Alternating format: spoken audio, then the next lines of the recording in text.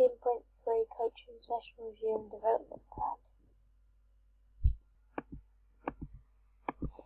So my session aim was to be able to get everyone to pass to a target in rugby and receive it without fumbling or dropping the ball.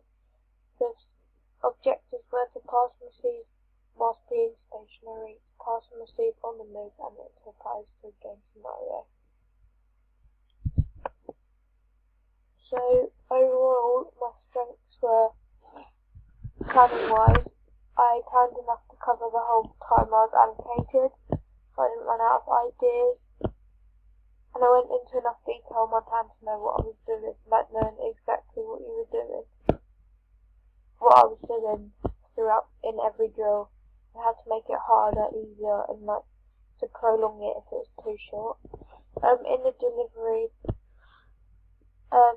I clearly stated the aims of the lesson before and after the session, and made sure everyone was engaged throughout, both mentally and physically. And I felt I was good at motivating people to like carry on, like so they didn't get bored or they didn't think they were doing well enough, so they carried on trying hard.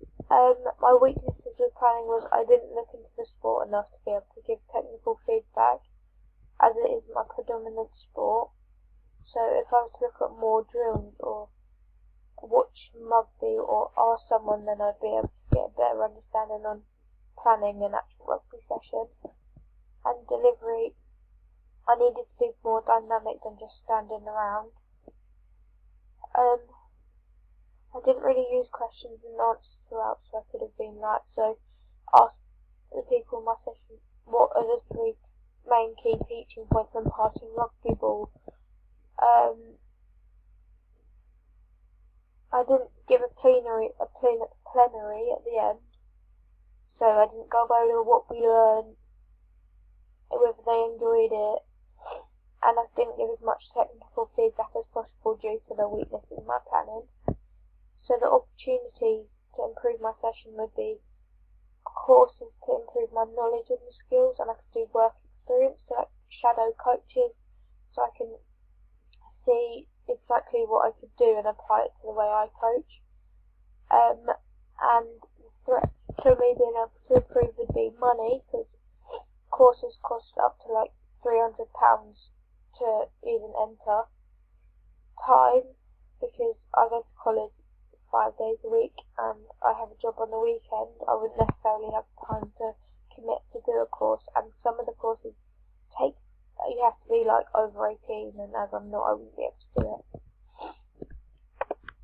So my 3 main strengths were, I clearly stated the aims of the lesson.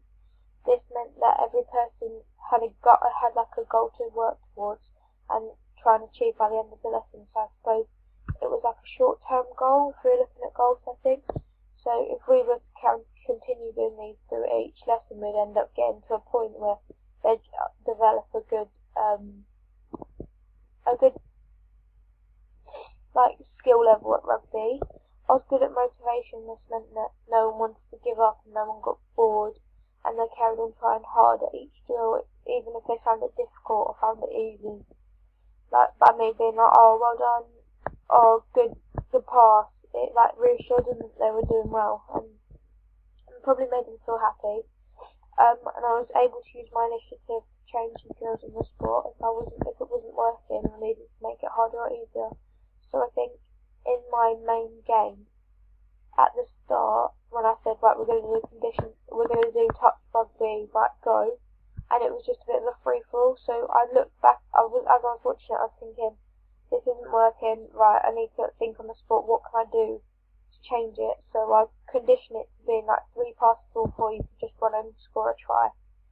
And in some of the drills, like when we were doing stationary passing, instead of just doing a normal pass, the group that was finding it easier, I'd teach them how to do spin, so that it was at a higher level to what it already was. My first area for improvement is improving my technical knowledge of the sport. This will allow better feedback for individuals to develop within the game of rugby. So a characteristic that I would work on is to be a better teacher with better knowledge. This I had good communication in my session, I lacked in telling them how to improve their basic technique, as I didn't know myself into much depth. I would do this by giving them clear instructions of what they should and shouldn't not do, using demonstrations if needed. I would also giving them like common errors, and like if I saw it, go up to them and be like, right, this is quite a common error, if we're going to do this, to like tell them the proper technique so it cuts out bad habits. Also, I'd watch the participants closely and give them direct feedback on how to improve their technique. In order to improve this, I could take a level 1 coaching certificate in rugby league, which specifically focuses on people who are looking for an introduction to working with groups of children, young adults, or junior rugby league teams who want to develop better knowledge of the sport. By doing this course, it would allow me to better myself as a coach, which at the same time allows people I am coaching to progress further to a further level. As a result, I'd be able to prevent young people from creating bad habits which would carry on to their progression and would mean these individuals would feel more confident in my ability, which would cause an increase in my confidence as a coach.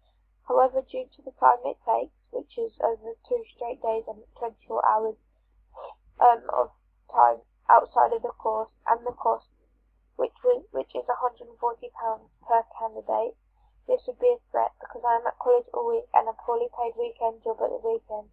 I would not be able to afford the cost without the help from anyone else. Although if I saved the money to do this course and passed it, I could further progress and take the level 2 coaching certificate.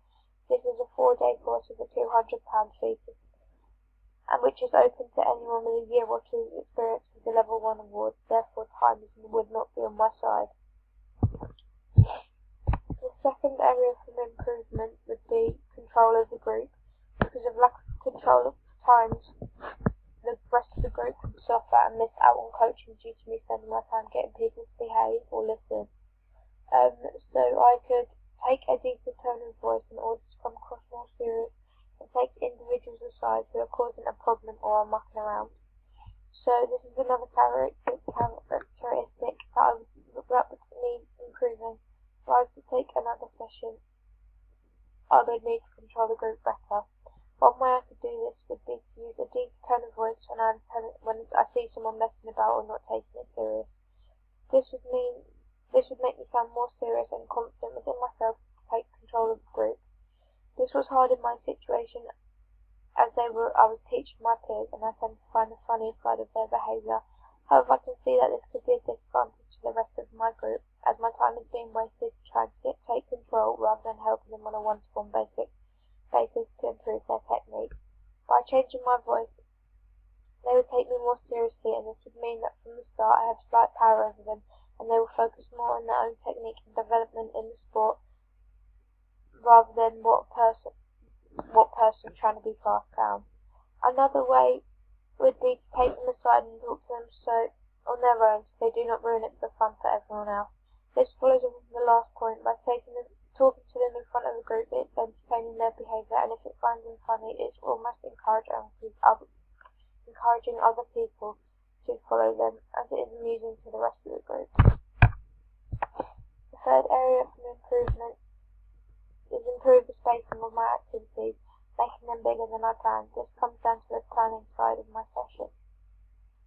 So in order to develop, I could go and review the space that I would be using to get a better idea as to what spacing would be appropriate, or shadow someone who else is coaching a rugby session, which would mean that I could have a look by going to look at the space. I could work it out in my head or even physically mark it out with cones to see how much space I would need. So then on the spot I wouldn't have to worry about changing it or making it bigger, making it smaller, as that is quite disruptive. And by shadowing someone else who is coaching a session, I can see the spacing that they use and see what works and what doesn't, so I can apply it to my own coaching. And secondly, I can watch more videos of drills to get a better idea about the layout and spacing to apply to mine. So because of this, I can see what drills need a big amount of space to work to make them more effective, what need a smaller to make sure their technique is better. So like passing, If they're passing further away, they need to make sure that their technique is right, otherwise it's not going to travel the distance or not going to go to the target.